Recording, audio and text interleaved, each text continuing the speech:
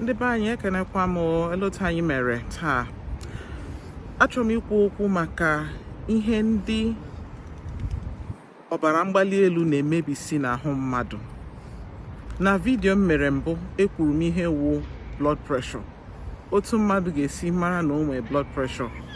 Taa achọrọ m ikwukwa maka problem blood pressure na-enye mmadụ n'ahụ. Nke mbụ, blood pressure nwere ike inye mmadụ heart failure. Ele otu o si eme ya. Ichete na m kwuru si blood pressure mgbe pressure nọ n'ime akwara mmadụ dị very high. So obi mmadụ ga na-apọmpụ, mana that pressure dị very high, obi onye ahụ ga na-arụsi ọrụ ike. Before ị mara ihe na-eme, obi ahụ ike agwụla ya. O nwezi ha na-akpọ heart failure. Onye ahụ nọ like this, ụkwụ ya aza, afọ ya aza, ike ga na-agwụsịsị ya maka na obi ya ike agwụla ya. Ọ da pọmpụzi ọbara ọfụma, ọ da pọmpụzi oxygen. Onye ahụ nọ like this, ọ na-eme dịka si ọ chọrọ ifenti. Nke ahụ wụ heart failure. Ihe ọzọ mmadụ nwere ike inweta from ọbara mgbali elu wụ kidney failure.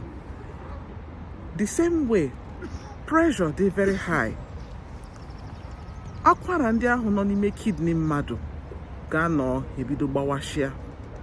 Onye ahụ ji enyo mamịrị, ọ ga na-anyịpụta ọbara, ma ọnyụ mamịrị ya ga na-agbazi ụfụfụ maka na kidney onye ahụ ọ da asachacha ọbara ọfụma. Ihe ọzọ onye ahụ nwere ike inwe, onye ahụ nwere ike ikpu isi. The same thing m kwuru na mbụ, pressure dị very high, ọ bịa like this, wee gbawashịa akwara ndị nọ n'anya mmadụ. Onye ahụ nọ like this, okpu ozi isi, ma isi ga na-agwazi ya, ma anya ga na-afụzi ya ụfụ. Ya wụ ihe ịtọ. Ihe anọ mmadụ nwere ike inwe from very high blood pressure wụ, o nwere ike inwe stroke. Ya wụ akwara nọ n'ime isi mmadụ nwere ike ịgbawa. Ọ gbawa, onye ahụ nọrọ, o nwere ike ikwuzi okwu. So onye ahụ nọ like this, ọnụ ya nwere ike ịda otu a, anya ya nwere ike ịda like this, because ụvụrụ ya ada arụzi ọrụ. Ọ na ọbara kwụsịrị ije n'ụvụrụ mmadụ, ihe ga-emewu that part of the body aga na-arụzi ọrụ ọzọ, ya wụ stroke. So ekwugo m ihe anọ ọbara mgbali elu nwere ike imebi n'ahụ mmadụ. O nwere ike inye heart failure, obi mmadụ ike agwụzi ya. O nwere ike imebi kidney, onye ahụ enwe kidney failure. O nwere ike inye mmadụ stroke, ya wụ ụvụrụ nọ n'isi mmadụ gbawara, onye ahụ ebido bleed we n'ime brain. Ihe anọ bụ onye ahụ nwere ike ikpu isi. Biko, otu a m ji kwuo ya, ihe m chọrọ ka anyị mewu, onye ọbụla enyere diagnosis si onye ahụ nwere blood pressure, biko na-aṅụkwa ọgwụ gị. Dọkịta gị nwere ike inye gị ofu ọgwụ.